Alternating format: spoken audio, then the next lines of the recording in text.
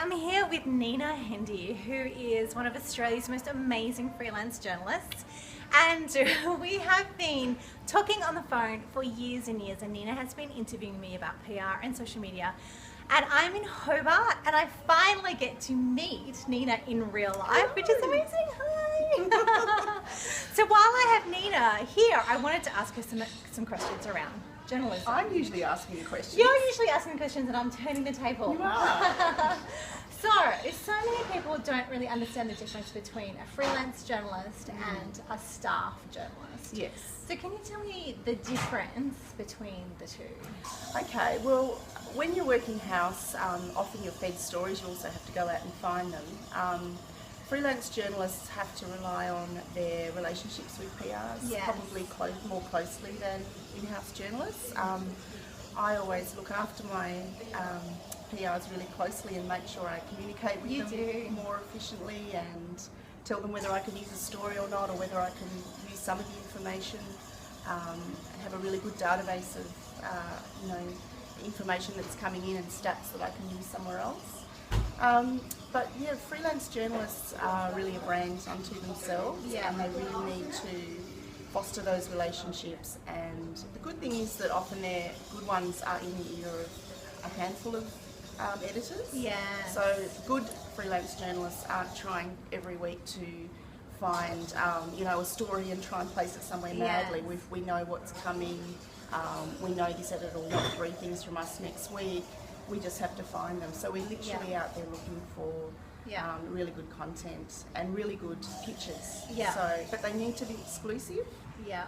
We don't want just any other media release that you're sending out to lots of other in-house journalists. It needs to be exclusive, otherwise they'll cover it in-house. Yes, and so when you say exclusive, what do you mean by exclusive? So somebody comes up with a specific idea that they know you're going to love and pitch it directly to you? Yeah, and that understands what you cover.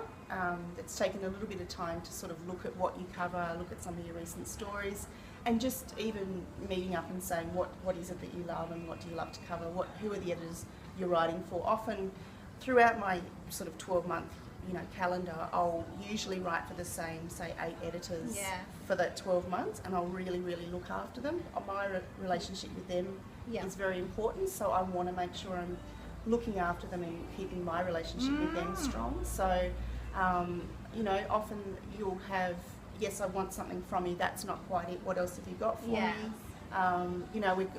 One of them said to me last week, we're doing a series around property. What have you got around property? So that's a bit left of field. Yeah. So I've got to go out and find things in different areas sometimes. Slightly, not quite what it's a finance editor normally, and now he wants property. So that's all fine. Great. And so if somebody wants to pitch a story to you, so an entrepreneur, somebody who wants to move from unknown to recognised expert and is using the media to do that, what is a great pitch for you? Introduction on email always is the best. I do get a few LinkedIn random people I've never heard of wanting to connect and then trying to pitch via LinkedIn. I think it's a really good place to find the expert that you want to connect with. But then for a journalist, for myself, I prefer to then come to my website, have a look, and actually pitch me via my email, and then follow up with a phone call if you'd like to. I'll usually respond because I'm eager to foster relationships. But that's emails. And so a story idea to you, like when you read that email, you would make a split decision or an instant decision, yes, no, that relates to me, oh, I'm not interested or I am interested.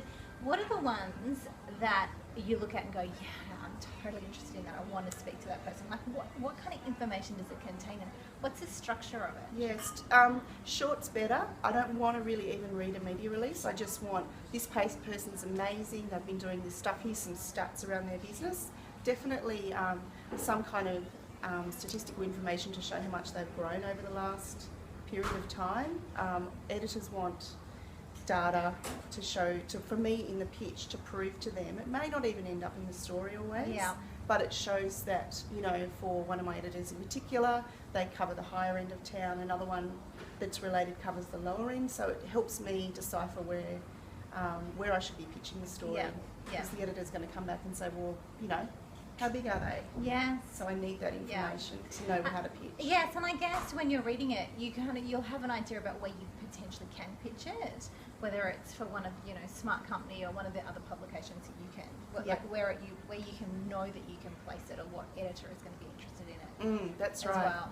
That's right. So you've just got to get that information in there quickly. Yeah. Picks are always great.